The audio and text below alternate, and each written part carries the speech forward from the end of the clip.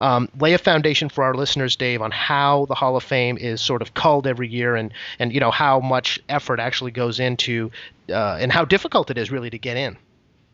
Yeah, I mean, I send out ballots usually in the late summer. I mean, originally I would target August, and then after a couple of years, I kind of realized that interest in wrestling in the summer is usually down, and the Hall of Fame issue is usually one of the best-selling issues of the year. So I was kind of like going like, this timing doesn't make any sense. So now I try to work at it for like when wrestling is when the fall has come. Now of course we're going against football, but it's better this way. So it's like I'm targeting late October, early November for the Hall of Fame issue from this point forward. But I send out ballots. It'll probably be about 2 months or so before the issue, and the people who get ballots will have a month to respond. There's a list of candidates every year. You can pick up to 10. It's done by geography. So like if you're from the UK, you can vote for British people. If you're from the United States, your vote doesn't hurt the British people in getting their 60%, which is what you need to get in. Wow, 60%. Yeah, that's a high ceiling. It's very difficult, but I think that's good because it makes it very difficult to get in. Right. This year there were 5 people who voted in, and one person also like Veterans Committee sort of guy, Gus Sonnenberg, which we can talk about. Sure. Who actually, I mean, Gus Sonnenberg. What's interesting with him is he's essentially the guy who put Boston wrestling on the map. We will get to that, Dave. Let's get the logistics out though. In terms of how do you pick who votes? Just people who I know that are reporters, historians that have been around, that covered for a long time, and people within wrestling, both past wrestlers and current wrestlers. And the thing is, like, the current wrestlers know the current wrestling. The wrestlers from the past don't generally know the current wrestling as well, but they know their own wrestling really well. Mm-hmm. And the historians, and of course, there's people who kind of like are through different categories. But like the historians, the good thing with the historians is that those guys from the 50s and 60s and 70s, they're going to know them. A lot of the reporters are younger and don't necessarily know them. So it's a good balance. I mean, nothing's perfect. There's going to be flaws in every kind of voting system, but it's been trial and error. I've been doing this for 15 years, and I think, it improves each year. I mean, and every, so that's the best thing to say. I mean, and it's become really a lot more fair for, again, like people from Mexico, from people from Japan, people from Europe. I mean, we've got all of that. It's not an American Hall of Fame, and it's certainly not just a WWE Hall of Fame. No, certainly not. And really, it's great because, the way you've put it before is, the question isn't why isn't a guy in the Hall of Fame, it's why should he be? And making that case is real, and forcing yourself to make that case is really kind of what helps you realize just how well vetted this Hall of Fame is, because there are so many guys that you would consider as, at least worthy of consideration, but when you really get into, how they stack up with others who have made that 60% cut, you really can start to appreciate the difference between a Hall of Famer in this industry and just a great all-around performer. Let's dive right into it, and let's start with John Cena, if only because he's by far, to our listeners, the most well-known of the inductees, which also includes, we'll just list them here, Mick McManus, who was the best-known wrestler in the United Kingdom for more than 2 decades, Dr. Alfonso Morales, who is sort of a Gordon Solie, Jim Ross-like voice of wrestling character for not only pro wrestling or lucha libre in Mexico, but also boxing. You mentioned Gus Sonnenberg, who played a huge role in Boston wrestling, which under Paul Bowser there was a time when Boston was one of the hottest cities in the entire country for pro wrestling, and around the 20s and 30s, and sellout crowds at Fenway Park, a part of history of Boston sports that not many know about. Very much look forward to talking about that through Gus Sonnenberg. Also inducted this year, Hans Schmidt, who played a Nazi sympathizer heel in the wake of World War II in the 50s, and Captain Lou Albano, who of course everybody knows for the goatee with the rubber band around it as a ringside manager here in the Northeast for the World Wrestling Federation and the WWF in the 70s and 80s. So let's start with John Cena, a Boston guy as well. First ballot Hall of Famer, first time he's been on. And before we jump into why you think he made the cut, first tell us why you feel it important to not require, as other sports do, that guys be retired before they can be eligible. Why do you feel it important that active wrestlers should be considered? Because nobody ever retires in wrestling. I mean, I'd be waiting for for Dory Funk Jr. and Terry Funk to go in, when they're 90 years old, because that's the real reason. Is because it would have to be when they die, not when they retire. Yeah, I mean, if we're going to wait 5 years after retirement, like in baseball, it's going to be 5 years after everybody's dead, because these, some guys quit when they're 60, but and some guys, there were guys who quit when they're 40, like Jack Briscoe, or 43, but they're the exceptions. Oh yeah. So and some guys quit for 5 years and then come back. You think they're gone, like Steve Austin, he could come back. That's a whole different discussion. But there are guys who you think are done who suddenly make comebacks that no one expected in 5 years or 6 years or 7 years. Yeah. So I mean, my cutoff was 35 years old and at least 10 years in pro wrestling at that point in time, or 15 years after your pro debut. To me, if you've been in for 15 years and you've been a main eventer and a superstar for 10 of those years, I mean, then you're a Hall of Famer. Mm-hmm. You know what I mean? I mean, you've already established it. It shouldn't. I mean, you're Hall of Fame eligible. Yeah. No, but I mean, if you're like, but I mean, my point is like, if you've had 2 or 3 good years, that doesn't make you a Hall of Famer. Right. But if you're in a sport and you've had 10 good years, you're a Hall of Famer. And another reason why I did this, which I think is almost as important as the fact that nobody retires, is that wrestling changes so much. And what I've noticed is that when a company dies, its history dies with it. And there's companies, and not so much United States now from the 80s, because people kind of do remember the 80s, but certainly the guys from the 70s and guys in Japan who worked a different style. I mean, nobody talks about them now. I think that there are some guys who are in the Hall of Fame who, if we waited, and they are Hall of Famers, without question, they were hugely influential in their day, but because of the nature of wrestling being so much of a now and not so much of a history, they're really forgotten. And I think that I didn't like the idea that some people were huge, and then if their company dies or their company writes them out, they're just completely forgotten. And then I just thought that one of the strong points of this Hall of Fame is that these guys who were, historically influential in their time get in, even if they're forgotten about by the public, whenever it is, when they're 50 years old or something like that. That's really what we're talking this week on Mouthpiece Wrestling to Dave Meltzer, editor of the Wrestling Observer newsletter. This week, the newsletter came out with its annual Hall of Fame issue. We're talking about the vigorous process that goes into making induction as a pro wrestling Hall of Famer. And that's really one of the great joys about reading the Hall of Fame issue every year, is that you learn about the guys. And it's not just a list of guys who made it in and, sort of a summary of their accomplishments. You go very deep and work with other actual wrestling historians and crafting pieces that really explain in context the contributions they made in forgotten eras. We wanted to start here with John Cena, and wanted to start by getting a sense, first of all, because I think for a lot of people, that are familiar with other sports Hall of Fames, they don't quite understand why an active guy would be inducted. You laid out the case very well. No one ever retires in pro wrestling, or so very few do, that it just isn't a viable way to do it. Tell us why John Cena, a guy who, we know he's the biggest star in the WWE. We know he's been so for years, and we know he's made great contributions, but there's something about hindsight that makes it so much more kind of acceptable. Not until you heard that John Cena was in the Hall of Fame, I don't think, did you ever really, did a lot of people ever stop to really think about it? Well, the thing with John Cena that people kind of forget because he's here and now is he's had a great run. I mean, like, if you go historically, when I look at, like, historically, there's a cast of people like a Hulk Hogan or Bruno Sammartino or Lou Thez, Ric Flair, and John is not at that level yet. Okay, in my mind. But if you look at him and you compare him to, say, Bret Hart, just as an example, who I don't think anyone would deny Bret Hart as a Hall of Fame wrestler. I certainly wouldn't. And Bret Hart's a better technical wrestler than John Cena, and I think everyone will also admit that.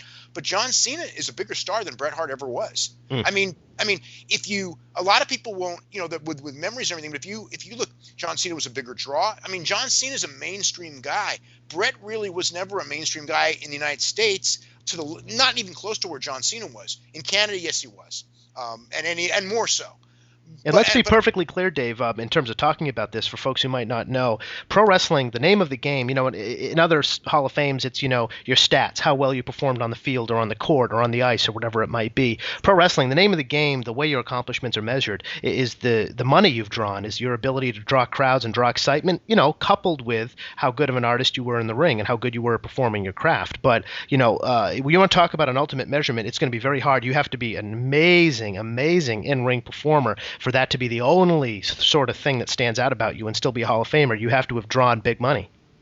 Yeah, I mean, there's very, very few guys who are not big money draws who have gotten in. I mean, and it's a few guys if they were like revolutionary for work, and I don't even know someone who even falls in that category. I guess Dynamite Kid or Satoru Sayama. Well, he drew crowds though. Satoru Sayama was a big draw in Japan. But I mean, the Satoru Sayama thing is where he's an interesting one.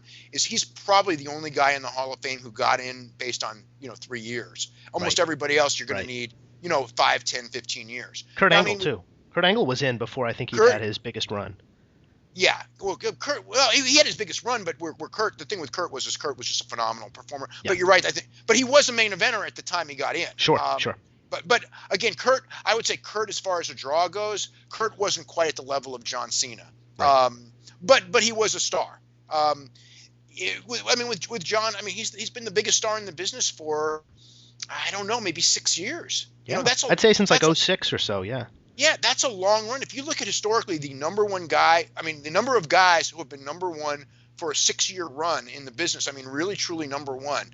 I mean, there's, like I said, there's Bruno Sammartino, there's Hulk Hogan. Austin never had 6 straight years. Rock never had 6 straight years, but that's because of, but they were bigger than him. I mean, you've got, Jim Londos and Thez and people like that, Buddy Rogers, I'm sure, but I mean, the point is he's in a pretty select crew when you're talking about 6 years as the top guy in the business.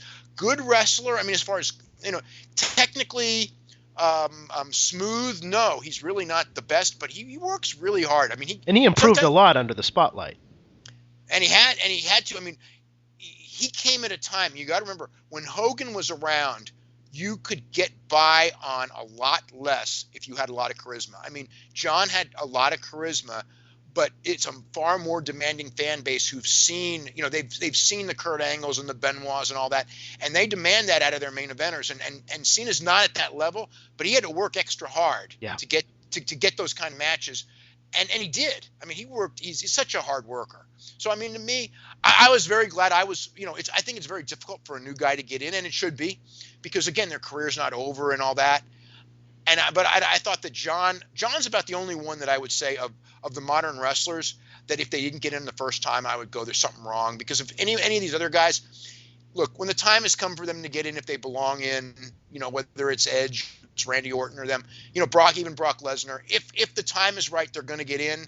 But Lesnar was eligible this year, and to me, thinking it's like, I could see Brock if he gets a couple more years, if he doesn't leave wrestling, and he's a draw like he is, and he's influential and all that. I could see Brock Lesnar as a Hall of Famer, but not yet.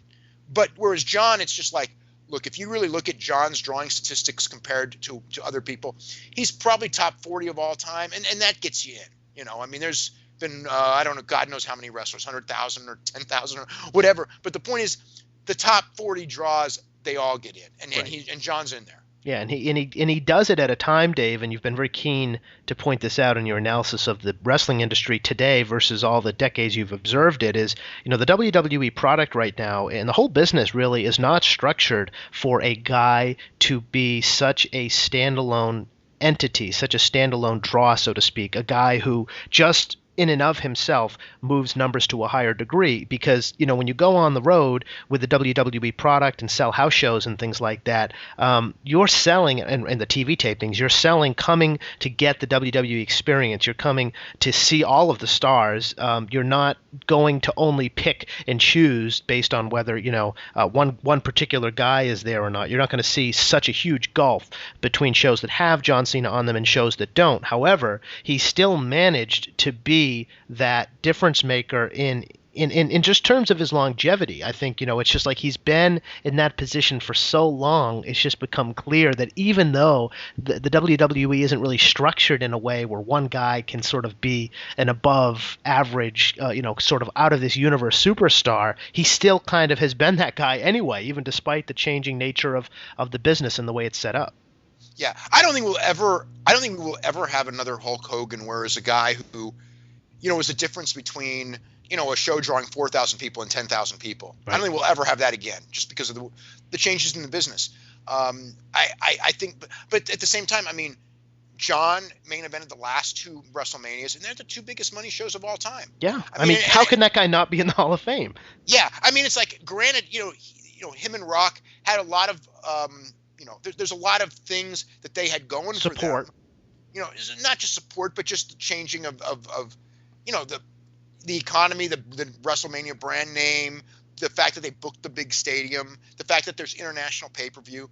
There's reasons. Yeah. There's things that benefit them that when you compare them to even Bruno, just as an example.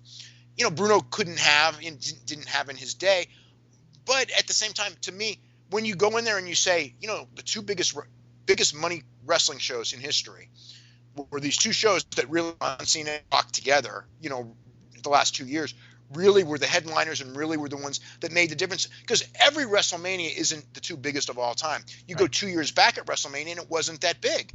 Mm-hmm. So there's something in the last 2 years that made it significantly bigger, and that was, it was more Rock than John Cena. But the point is that Rock needed an opponent, and John was that opponent, and a great opponent. Yeah. So well, I do think if they put Rock in there with just about anybody else, it would not have the maximum effect that it did. He'd have done well, but would he have set records? Right. I don't think so.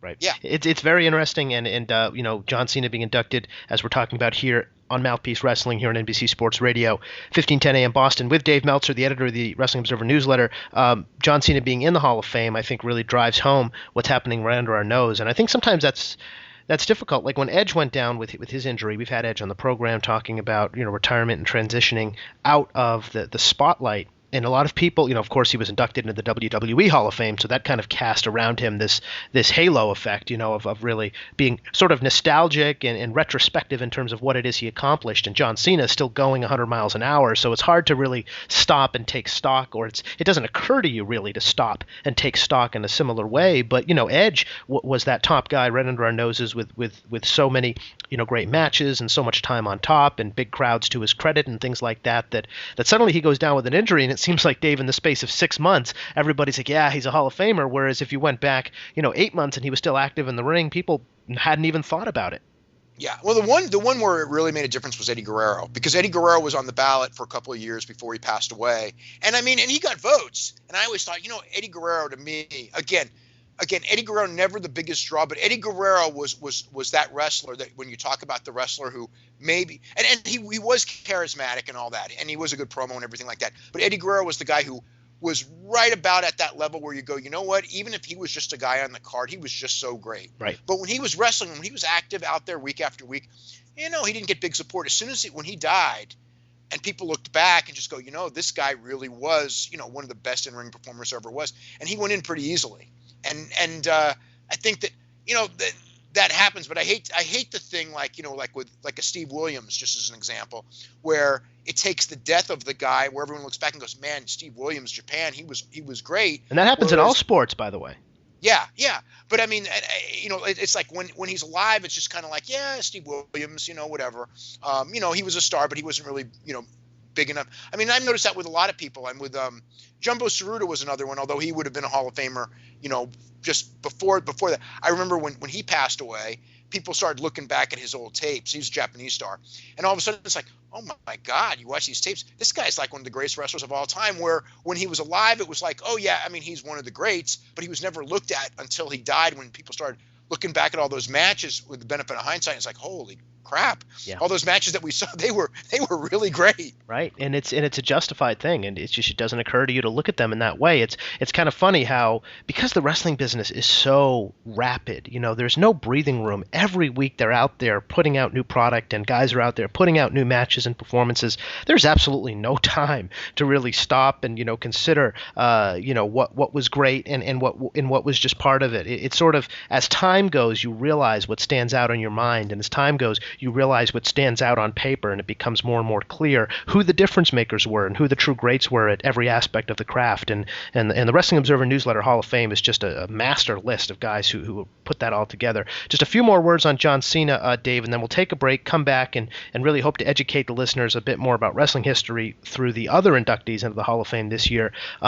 But with Cena, I mean, based on all the guys you've seen put in his position, there's more to say than just how well he's performed. The demands they put on this guy from a public relations standpoint, from media appearances to doing entire movies that get released in theaters and the Marine while he's still on the road for them, it's just like that is such a part of the John Cena story that only is beginning to be told now, especially with the Make-A-Wish stuff he does, because he's finally become, I guess, comfortable with the WWE sort of promoting all the charitable stuff and legwork he does when he's not in front of the camera. This guy is one of the hardest working guys we've ever seen in the industry. Yeah, I mean, all the top guys worked really, really hard. I remember Ric Flair working really, really hard. But yeah, with John, he never goes home. And I mean, even the guys within the company and everyone in that company, the schedule is a very difficult one. John is above and beyond. I mean, and he doesn't complain about it either. So I mean, yeah, and all the media that he does. I mean, he doesn't do as much media as some people, but he still does a lot of it. But the charity work is it's endless. And again, like the stuff you hear about, for everything you hear about, there's 20 things that you don't. That's the one thing. On the charity stuff, yeah, certainly can hear and appreciate that. What do you think has been John Cena's signature performance in the ring? What to you has been the match that kind of symbolized what's made John Cena great? Not just so much in terms of the record business done for the Rock match at WrestleMania last year, but there's got to be more than just that one record show, or maybe not, I don't know. But when was the first time maybe it occurred to you watching a John Cena performance that this guy was going to be a Hall of Famer, or had the potential to be one? I mean, the funny thing is who knows? The first time I saw John was on a television show on the Learning Channel. Yes, a documentary. He did a promo, and it was like, and he'd been in wrestling school for, I don't know, like 3 or 4 weeks. And he did a promo, and it was like, oh my God, we got to get this guy on the show. And the first time he did the radio show that Brian Alvarez and I did, and he had, I remember, I told him, I go, man, you're going to make it in this business. So I mean, that's the first that I saw. But I mean, as far as like, there's peaks and valleys, and there's rocky roads and things like that. But I mean, as far as like a singular match, it's hard because like when you ask me like his match, the first one that comes to mind is the Punk match, but that was the Punk match in Chicago, but that was more Punk's match than him. Right. But to me that was his best match because it took two to make that match, and the atmosphere was there that night.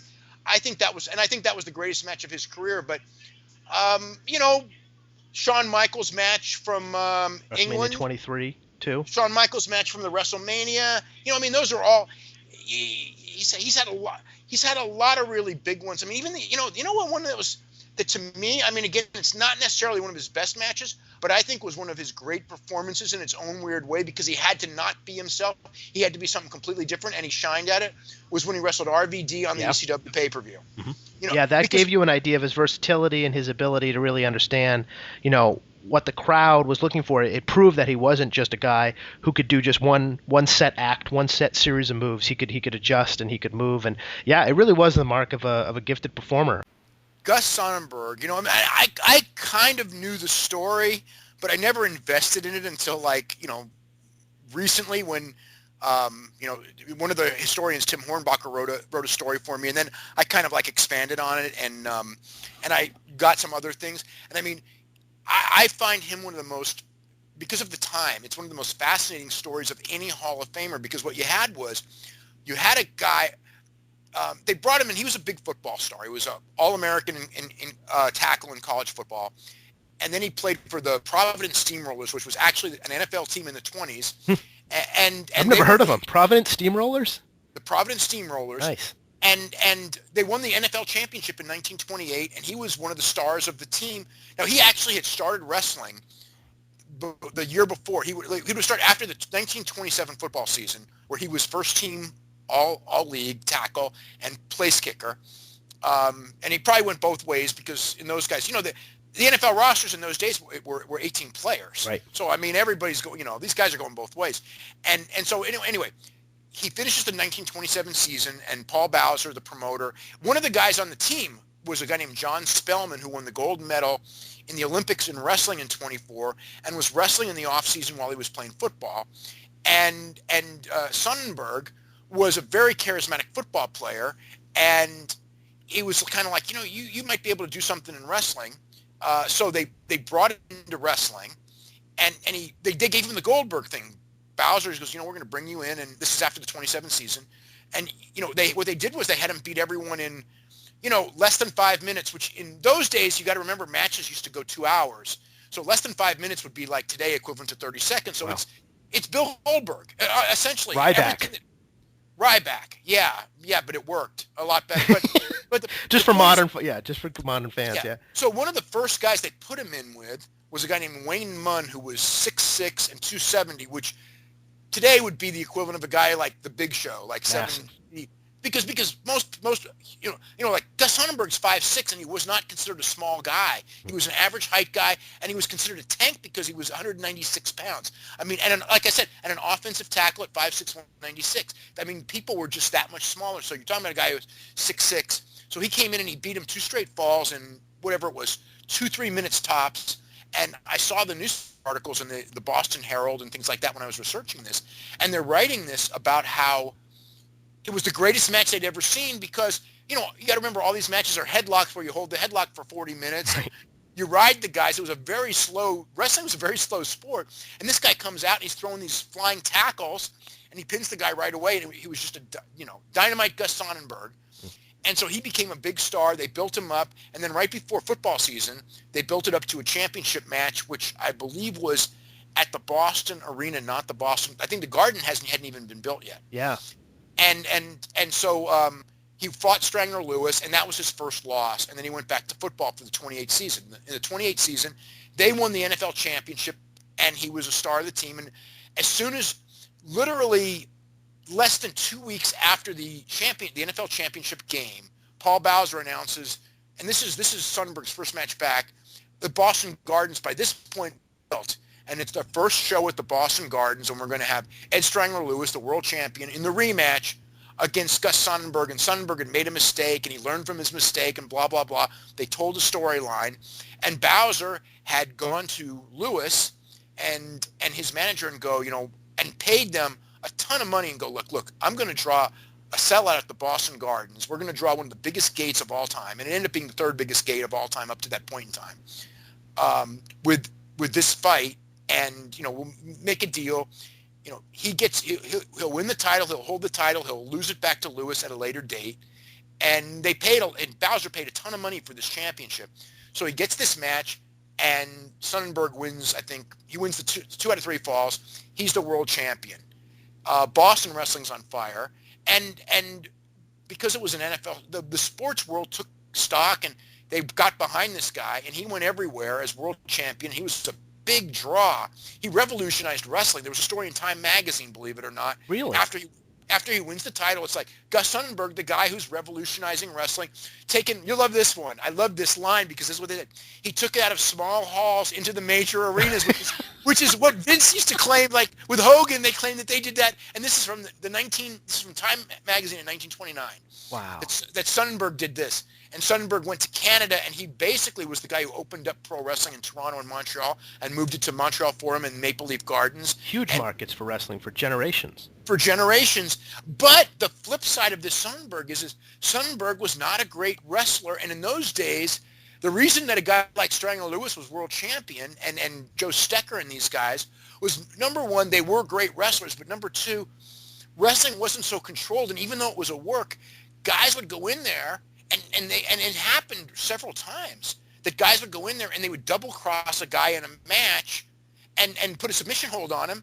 And what do? Then he would steal the championship. Double cross is to say, one guy thought he would go in there and retain and that the finish was worked out where he would win. And then suddenly the other guy, who's much more capable of hurting him in real life than he is, decides to go in a different direction with all the people watching. Right. So like with Lewis, everybody was afraid of Lewis, and most people were afraid of Stecker. So I don't know that anyone ever tried with Lewis. And if they did, we never heard about it because it didn't work. Right. He shut him down, pinned him, and that was it. Yeah. There's something wrong, and even as late as, Des had a couple of those incidences in the 60s even, yep, where he had to shut the guys down. So, I mean, this happened as late as the 1960s, but very sparingly by that point. But in the 20s, I mean, it happened all the time. So with Bowser, he's got this guy who was this great attraction, who's the world champion, and it's like, we're not, I mean, they were afraid of anyone. So they would book him. He had his 4 or 5 guys that worked for him.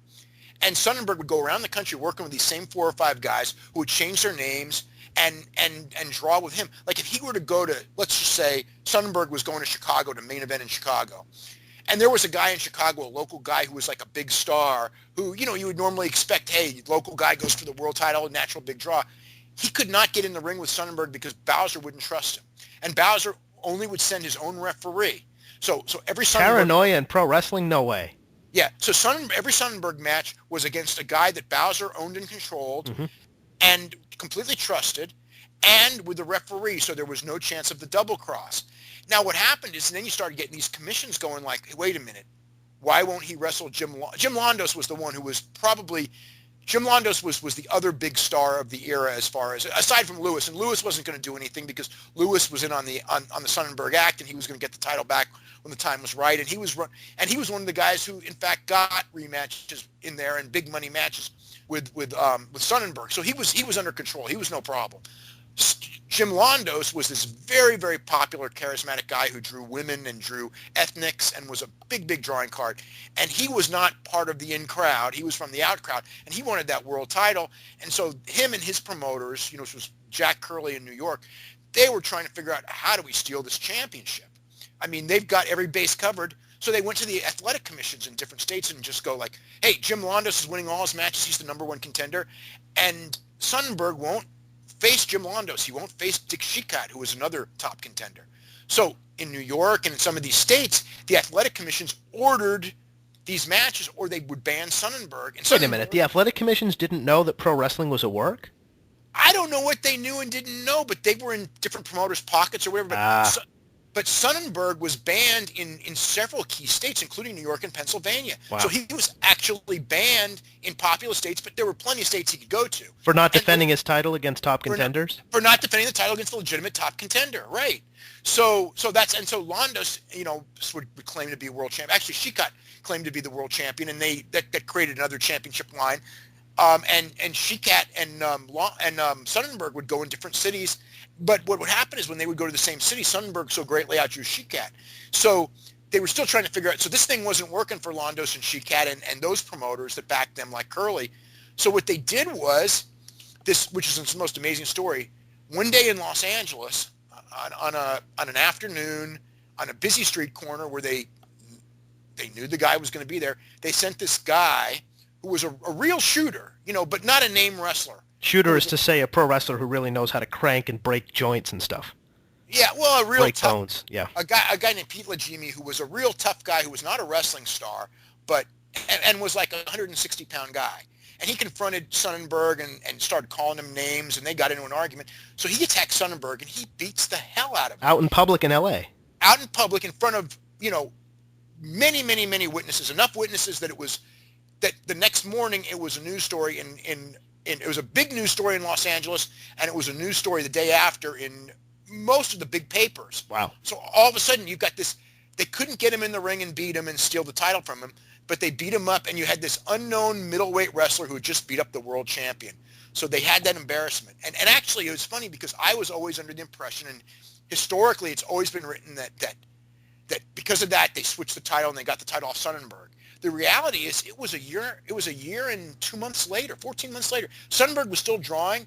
He actually, even though he was beat up, he worked the next day in Los Angeles. That's why he was in L.A. Wow. He had a match the next day with Strangler Lewis, and he retained his title. And if they were that scared, given that the fact that you had this news story that was on, you know, that got big coverage in the L.A. papers on that morning of the fight, of the Lewis-Sonnenberg fight, if they were that scared about the bad publicity, they'd say, you know, Ed would just go in the ring and go, hey, look, it's time to win it back. And then Sonnenberg, you know, he'd have no choice.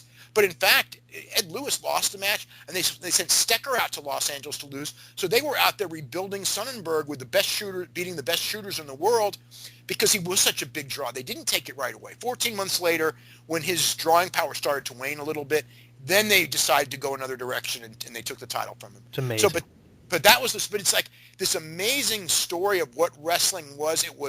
It was a work then, but it was a very different kind of work. Like like they said, you had the commissions, you had the double crosses. You had a public that thought it was a big news story if a pro wrestling champ got beat up in a street fight.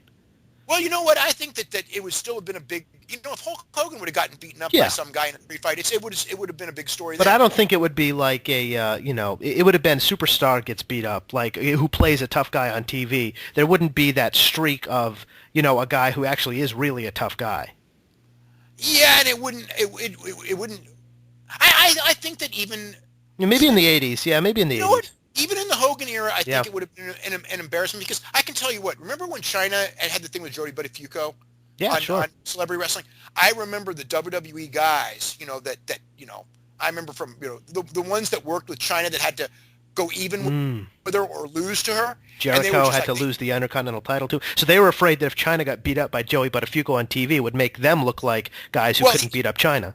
Well, he did, and they were all embarrassed. Right. And it was like, I remember when that happened the next day. That's like 2000 right there. That's a very modern example. Yeah.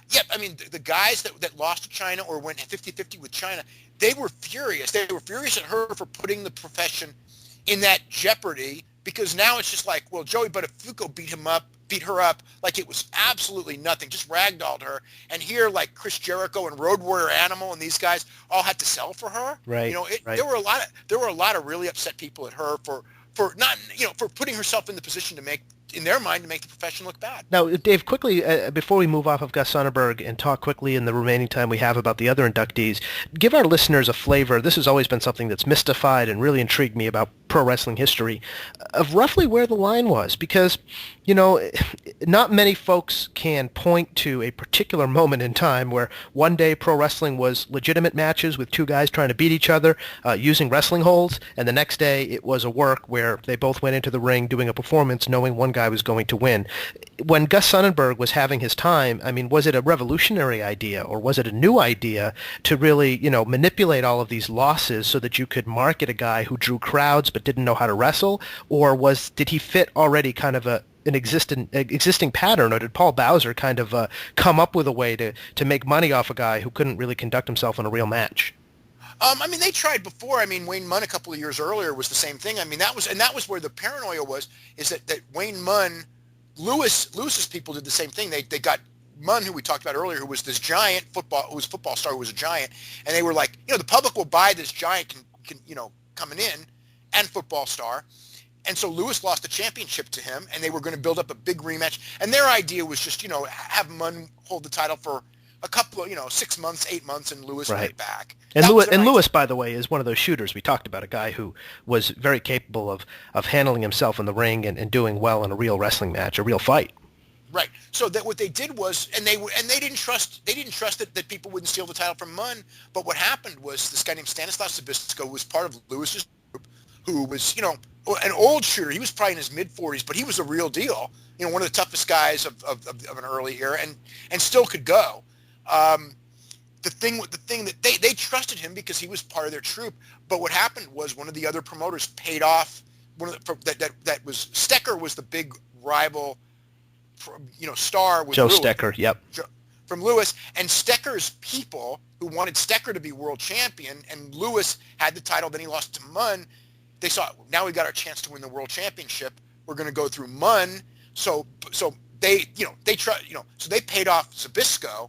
Zbyszko goes in there and puts a submission hold on Munn, who's just crying, and the referee doesn't know what to do. Right. And he's, at the end, what do you do? Zbyszko won the title. And then Zbyszko goes to Stecker right away, drops to Stecker, and now these guys got Stecker as champion, and now you got the big problem. It's like having Lewis as champion. Amazing. No one's going to double-cross Stecker, and it took him years to get, to basically work out the business dealings of Stecker with Lewis, and it was when Stecker was, wanting to retire, for Lewis to get that championship back to lose to Sonnenberg in the first place. So, like I said, they were paranoid as hell over the idea of putting that belt on the guy, and I mean, they wouldn't let nobody near Sonnenberg because they trusted all the people they were putting with Munn. So that, but as far as like when it happened, it was not like this one time. They used to have shoot matches and work matches on the same shows in the 1890s and things. I mean, there were definitely work matches in the 1890s and 1900s, and there were shoot matches. I believe by 1905 when Gotch was in, that 95% of the matches were worked. Frank Gotch, who, if you want to take a look in terms of wrestling history, a seminal star in terms of really one of the first if not the first pro wrestling superstar in the country, and we've got other inductees to talk about in the Wrestling Observer Hall of Fame. But Gus Sonnenberg, as we found here in terms of the research done and his induction into the Hall of Fame, just such a rich character at such a rich time for the industry. It's really amazing to think about how the nature of wrestling and the decisions around who gets championships and which matches are kind of manipulated to maximize public interest. This is really those frontier days when they were experimenting with how to put the belt on a guy that drew a crowd but didn't know how to win a fight if it turned real, and promoters taking advantage of that. Let's also talk, Dave, about other inductees. Of course, Captain Lou Albano, a pop culture icon to anyone who grew up in the 80s because he was in the Girls Just Want to Have Fun video by Cyndi Lauper, part of the 1984-1985 Rock and Wrestling Connection, when the WWF and MTV really partnered up at a time when they were real pop culture phenomenons, and Cyndi Lauper got involved. Lou Albano was in the middle of that. But anybody who grew up watching wrestling in the 70s in the Northeast here in Boston or New York knows Lou Albano as the manager of all the most dastardly tag teams in Madison Square Garden and Boston Garden. What is there to say about Lou Albano? Perhaps that hasn't already been said. I mean, what is there to say about his contributions and what makes him a Hall of Famer? Well, I mean, Lou Albano is probably, I don't know, top 5 manager of all time. So that's it right there. But I mean, more important with Lou Albano, I guess, when you talk about, I mean, the thing that I remember when Lou passed away, and I really started researching, is basically that revelation, because when it's when it's going on, you don't really think about it. Right. But if Lou Albano had not been on that airplane and befriended Cyndi Lauper and all that, and Cyndi had not become a wrestling fan, it's like that was a connection. I mean, Vince probably would have made it anyway. But boy, did that make a big difference if you were around in 84 and 85. I mean, because Cyndi Lauper came before Mr. T, and it was Cyndi Lauper that got them, that audience past the wrestling audience when and MTV would have never touched pro wrestling with a 10-foot pole if it wasn't for the fact that Cyndi Lauper, I mean, it's this fluke thing, because when they met, Cyndi Lauper was no big deal when they met. She was just a fledgling recording artist. And she put Lou Albano in the video because she liked Lou, and Lou's a funny guy, and Lou, Lou was kind of a celebrity wrestler, wrestling personality in the Northeast. And then her Season So Unusual record became like, one of the hottest records of that era. I mean, and so all of a sudden she's a big star. He's in the video. They kind of like think about like, how are we going to, she decided, Vince McMahon and her manager and everything got together, and it's like, how do we work this? He liked wrestling. And Lou was the conduit. It's like it's like one of those things where you go like, looking back, like, it's like, yeah, it was great. It was a great idea by Vince, and it was a great idea by everyone. But it's like, there were so many fluke things that had to happen that normally wouldn't have. And it's like, if you take that out of the equation, I mean, does Vince get that kind of publicity? Can Vince go into these places, without NBC, without MTV? Can he go into Florida and beat Eddie Graham? Can he go into, Minneapolis and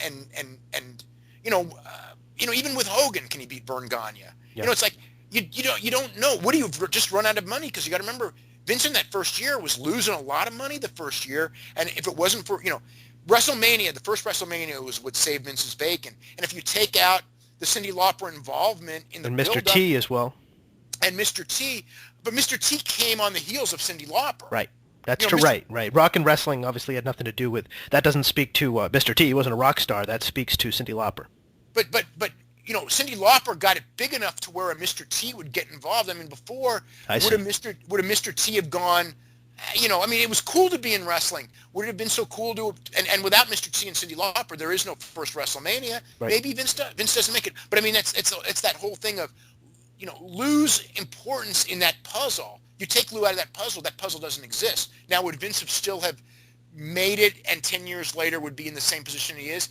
Very possibly, but you got to remember. I mean, I remember that those first couple of years, Vince was in a rocky road. I mean, Vince could have easily gone down, and then if Vince had gone down, God knows, maybe Vern Gagne would be running wrestling, or Greg Gagne, or Jim Crockett. I mean, it would be a completely different industry. Indeed, so, yeah. So for Lou Albano, that is one of a lot of things you can say about him, not just in terms of his ability at ringside, cutting a promo on the microphone, standing out, very charismatic. Was a pro wrestler in the 50s as well, coming up, but an inductee into the Wrestling Observer class as well this year in the Hall of Fame. Let's touch quickly, Dave, on the remaining members of the Hall of Fame announced this year. Dr. Alfonso Morales, for listeners not familiar with Lucha Libre, of course, Mexican wrestling, he is the voice of that. I mean, anybody who grew up watching Lucha Libre, I think since the 80s, has his voice in their mind when they think about listening and taking in pro wrestling. Yeah, I mean he's really like like you said earlier, he's Gordon Solie, Jim Ross in that culture, and he made his name first as a boxing guy, but he's now known more as a wrestling guy because wrestling is more popular than boxing on television down there now. And he's also a guy who is like taken seriously by the sports press. A lot of people don't know in Mexico, pro wrestling, Lucha Libre, is covered along with all the other sports on an even the playing field. And Alfonso Morales is really like that sort of like main analyst, that sort of Howard Cosell character. Well, I mean, the thing, Alfonso Morales is for years was a guy who. And they have sports newspapers. We had the National, you remember, 20 years ago or so, but and they never clicked here. And the guy who actually built, was the money behind the National, was a guy from Mexico City, because he looked in our culture we have sports newspapers, and how come you don't have them there? And that's how the National got started. But with Morales in one of the sports newspapers, I mean, he's the guy, he's the wrestling guy in that newspaper, and. If there's a show called, God, I don't remember the show. I used to watch it all the time, but it's still on. But it's on Sunday nights, and it's a 1-hour show on Televisa, which also airs on Galavision in the United States. And it's the week in sports, and they'll do the, whether it's and they cover the NFL, and they'll cover the soccer in Mexico, and they sometimes cover pro wrestling, and they'll cover the big boxing and during the Olympics. And Alfonso Morales is the host of the show. Right. So it's like I don't know. He's not just the voice of commentating actual matches. He's the voice, sort of the journalistic voice of wrestling in terms of covering wrestling as a sport as well. Not just wrestling, but I mean he's a mainstream sports. He's the host of. I mean he'd be the equivalent to I don't know, the host of Sports Center, but he's more famous for wrestling. But he does his 1-hour show. I mean like that, and he did the newspaper column. And, like during the Olympics, I mean, he covered boxing for the Olympics because, so I mean, he's a major league sports, guy that everyone knows, but he's most famous for professional wrestling. So it'd be like if Bob Costas was most known for covering wrestling. It'd be like if like Jim Ross covered the Olympics and Jim Ross was on ESPN with his own very popular Sunday Night This Week in Sports show. Yeah. Well, Jim Ross covering the Olympics, that's fun. Yeah. Him doing the XFL, I think, was enough. But just a couple more, Dave, and then we'll get you out of here. The other two inductees this year into the Observer Hall of Fame in pro wrestling, Hans Schmidt and Mick McManus. What can you tell us about these two guys and their contributions? Well, Hans Schmidt was a big-time star in the 50s when pro wrestling was on national television on the Dumont Network out of Chicago. Fred Kohler was the promoter. And so this is when Vern Gagne really hit it big. And Vern Gagne was the All-American, coming out of college. He was a football star and a wrestler, and he went to the Olympics, although he actually didn't participate in the Olympics. But he was on the Olympic team, and they brought him in with this big-time push as, he was the young, good-looking All-American guy who was the star of Chicago wrestling. And Hans Schmidt was this Nazi heel who was his number one rival. And they went all over the country. And Schmidt also fought, whether it was Argentina Rocca or Luthez or Wilbur Snyder or whoever the big baby faces was. There were like guys, Kowalski, Dick the Bruiser. There was like 10 guys. Pat O'Connor was one of them as well. They were these guys, and they were kind of interchangeable. They were the Big 10 guys, and they went all over the country. They transcended territories. You would go to Fred Kohler, like let's just say you were the promoter in San Francisco. And you would, you had a big show and you're going to book a big building.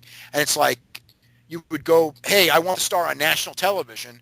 So you would book Hans Schmidt, and Fred Kohler would get a percentage of the gate, like 5% or 10% of the gate, to book Schmidt or Gagne, or better yet, Schmidt against Gagne, because that's the big feud coming off of television, or Thez against Hans Schmidt. So he was, Schmidt set a lot of records in the 52, 53, 54 in a lot of cities for box office. So and let's Mick McManus quickly. We're running out of time, Dave.